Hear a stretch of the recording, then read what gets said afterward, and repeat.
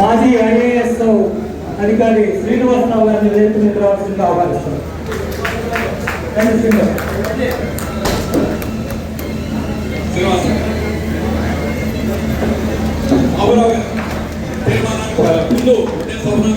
మాట్లాడతారు.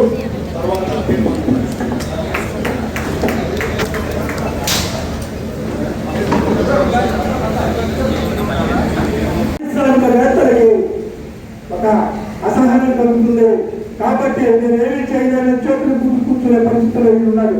అంటే 1,20,00,000 మందిగా ఉన్న మన వినియోగదారుల మీద 1,60,000 కోట్ల రూపాయలు భారం పడుతుంటే చంద్రబాబు నోటు మెదపడం లేదంటే ఆదాని అంబానీలకి ఊరిగించేసే చంద్రబాబు విధానాలని ఆరోజు బషీర్ బాబు మనం ఏదైతే సమాధానం చెప్తామో ఆ విధంగా ఈ రోజున వామపక్షాలు ప్రజాస్వామ్య శక్తి అందరినీ కలుపుకొని మనం పెద్ద ఆందోళన చేయాల్సిన పరిస్థితి ఈ రోజున చేస్తున్న కనిపిస్తున్నాయి.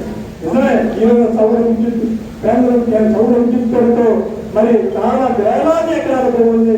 రాయలసీమ నుంచి నెల్లూరు వరకు కూడా కట్టబెట్టడం కోసమని ఈ చంద్రబాబు సిద్ధమవుతున్నాడు.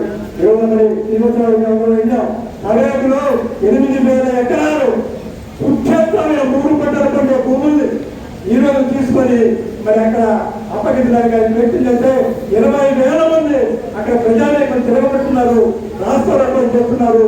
ప్రజా హక్కుల సభలను కూడా దాన్ని వ్యతిరేకిస్తారు. ఈరోజు రాష్ట్రంలో సౌర విద్యుత్ పేరుతో మళ్ళీ ప్రజల్ని మోసపుచ్చడం కోసం జరుగుతున్న ప్రయత్నాలకు వ్యతిరేకంగా, యూనిట్ ఛార్జీలకు వ్యతిరేకంగా, ట్రూఅప్ ఛార్జీలకు వ్యతిరేకంగా ఏదైతే మనకి వామపక్ష సంఘాలకు పిలుపుని మనం అమలు చేస్తూ పెద్ద ఎత్తున ఆందోళన చేయాలని కోరుతూ ఇప్పుడు సిపిఎం రాష్ట్ర కార్యదర్శి శ్రీనివాసరావు గారు మాట్లాడాల్సిన కోరుతున్నాను.